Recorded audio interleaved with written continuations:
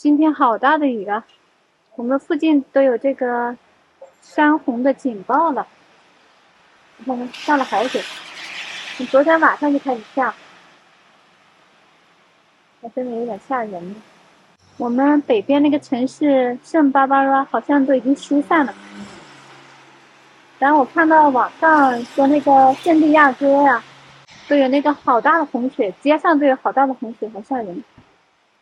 看那个邻居淋着雨，赶紧跑往家里跑。If you get really bad rain, it's good for you Good for me, why? because it make your video popular. Oh, no, I don't want to do that. 看看刚才收到警报，就是叫不要旅行，除非是有那个疏散令，可能会有山洪。看这个后院也是这样。Hello，朋友们好。这几天南加州天天下雨，尤其是前天下的是超级大暴雨。仅仅是我们这个城市，在一天之内下的雨就达到了6英寸，15厘米之多，可以说是创纪录的了。但是正是由于这个雨啊，就造成了附近地区的洪灾。比如说洛杉矶有的地区街上的水已经变成河了，非常的吓人。幸好呢，现在这个雨啊越来越小了。昨天雨已经小多了，然后今天呢还出了一会儿太阳，但是现在又开始下了。所幸的是，这个天气啊在向好的方向发展。昨天呢，我发了一个视频，就是关于我们这个门前换那个污水管道，然后那里挖了2个很大的坑，然后那个工人呢，一直拖延没有来帮我们把土填上。因为我们每次给他打电话，他就说我们今天就来，我们今天就来。但是呢，每次说完他们都没有来，就是总是爽约吧。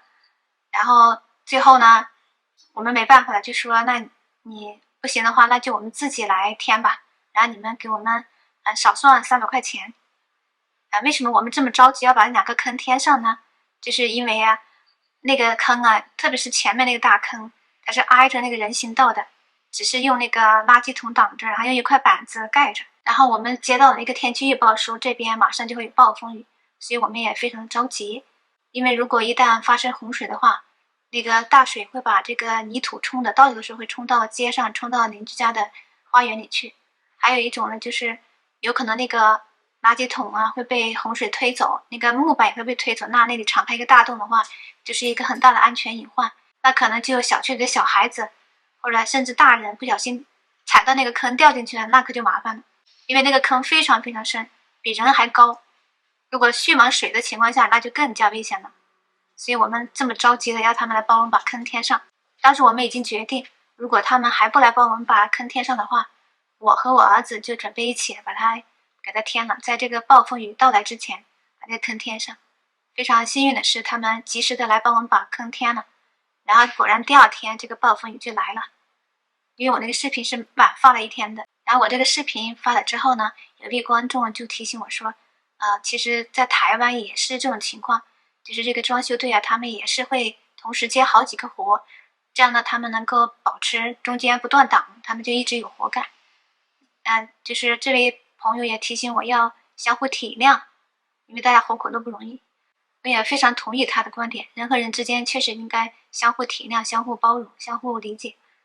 可能我因为那个时候比较着急吧，所以用的词也稍微有点激烈了一点啊。其实我也不是说主张大家去跟装修队啊，去跟别人去吵架什么的，我只是想表达一种观点，就是有时候你需要把自己的需求、自己的要求表达出来。如果不表达的话，可能别人可能误解为你不在乎，然后你的工期就一直拖。那其实你在这里非常难受，因为你可能要付租金啊，要付房贷呀，这个负担也很重的。然后我觉得可能装修队呢，他也是肯定是因为他同时有活，他肯定是每天都会接到不同的这个雇主的这个电话，那他可能有时候为了敷衍你，他就答应你，但是他就是不来，可能这也是他们的一种生存之道吧。其实确实每个人也有每个人的不容易，比如说装修队那些工人，我看他们工作都非常辛苦哈，尤其像那个换管道的，他们那个晚上在给我们换那个管道时出现2次意外情况，所以他们一直弄得很晚，弄到晚上8、9点才弄完，肯定是特别疲惫了。所以他们也真的是不容易，因为他们也养家糊口。同时对我们来说也是这样，因为我们买的这个房子啊，本来就是贷款买的，然后又装修又花了不少钱。其实我们装修的很大一部分也是贷款，因为确实拿不出那么多现金来。而且我们现在这个租约，我们已经跟房东说好了，到4月15号就要搬走。如果到时候万一工期没有完成的话，那我们就没有地方住了，那我们就只能去找一个 Airbnb 住。那种房子肯定是比你常住的房子要贵多了，可能像现在我住的这个房子是4000美元一个月，如果你要住 Airbnb 要住这么大的话，4000美元就挡不住了，那肯定要贵多了。所以这对我们来说又是一笔开支，因为我们在买了房子之后又开始付房贷了，所以这个压力还是比较大。所以还是希望这个工期能够紧凑一点。确实是每个人都有自己的诉求，只要是在合理的这个范围内去主张自己的要求都是可以的。所以我就很担心我上个视频会给大家带来一种误解。